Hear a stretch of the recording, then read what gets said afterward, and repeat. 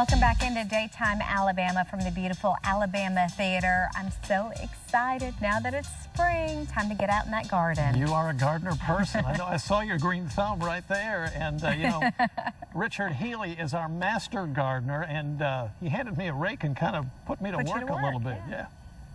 Well, we are slowly transitioning into that time of year when those beautiful spring flowers start popping up. And once again, we are with Richard Healy, our master gardener, at his beautiful home here in Trussville. And while we're anxiously anticipating those flowers coming up, unfortunately, most of our flower beds look about like this right now. And if you look closely, you see the new spring stuff starting to come up. But what's important right now about your flower beds? Well, the key thing you want to be looking at, as you said, is right now, some of you, depending on where you are in the area, may have a little bit more growth. Some of you may have less. But for anything that's coming back that's a perennial, you'll start to see the new growth. So you want to prepare your beds. So one of the things you want to do is make sure you rake out the stuff where you start to see that new growth coming out. You can. No, I'm not going to hurt the growth here. No, if you get it when it's low enough, it really will not hurt it. All right. And as Ken's raking that, one plug I want to make is instead of taking your leaves and putting them in a bag and putting them out for the city to take away, do something a little bit better with them. I'll just pile it up in your sidewalk here. Is that okay? That'll work. Either compost them, mulch them, create some other environment where you can reuse them. Once you clear out your beds and you rake them up so the soil can start to get warm, you want to actually start thinking about any amendments you would probably do. If you determine that you need some more lime, you could apply lime, right? But also what you probably want at this point is to put a general fertilizer, an all-purpose fertilizer, just around on many, many things. You will get into specific fertilizers a little bit later when things are growing, but right now a general fertilizer. What have you got coming up right here that we're just starting to see the buds of here? Right here we have an aster. This actually happens to be a hybrid, yes, but there is a native aster to Alabama. And then around here, I've got some daylilies that are coming up. Back here, I've got your typical bearded iris. And then across the path on the other side, I have some more iris, some daylilies, and actually a Japanese iris as well. And of course, if you've got a tree lot like you do, and so many of our viewers do, it's going to take a little raking to sort of free up the buds and make a little breathing room for some of this stuff, right? You will. Now, certain buds, like the hostas or the peonies, that may just start coming up while you're watching this show, make sure you don't uncover those too early because they are very tender. Wait until those really start to emerge and we get a little bit closer into mid-April before you actually start to take those out. I notice you've got some pine straw down here, so you don't want to rake the pine straw off necessarily, do you?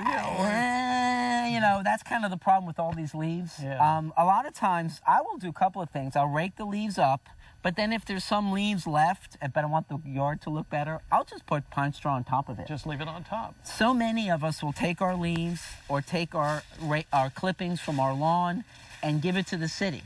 Then we'll go out to the store and we'll buy all-purpose fertilizer. That's actually what you're doing. You're throwing away all-purpose fertilizer. It kind of defeats the purpose. Versus composting this and using it and then filling our landfills unnecessarily. So this time of year, you want to start preparing your beds. If you were going to do any perennials, it would have been best or bulbs to plant them in the fall. You can plant them now. If you're going to plant bulbs, make sure they're pre-chilled, like your tulips. Right. And then we're going to start getting into a much drier season here naturally in central Alabama. So you want to make sure that if you're going to plant things now, you're tending to the watering needs. And one quick question about trimming. You have a good rule of thumb about trimming, and it all boils down to when they bloom, right? Yeah. A general rule of thumb is if things bloom early in the spring, like March or April, the very beginning of May, then you want to trim it after it's finished blooming, such as azaleas. Mm-hmm. If they bloom later in the year, such as the end of May, June, July, and beyond, then those can be trimmed in the fall, or they can be trimmed a little bit later in the spring.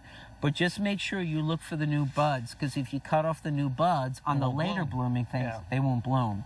The other thing you want to consider when you do trim things, be it even hedges, you want to make sure that you trim them so the bottoms are a little bit thicker than the top.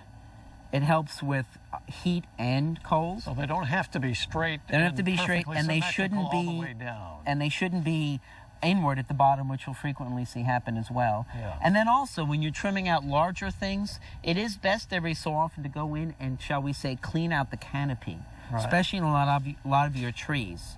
That'll make them much healthier. Dogwoods and things of redbuds. If you clean out the canopy by selectively trimming them, you'll actually have a much healthier and a much more attractive plant. Awesome. Richard, always great to talk to you. Richard Healy, our master gardener, and your website, your Facebook site is always there if people have questions and want to get in touch, right? They can post questions and I'll be happy to answer them. All right.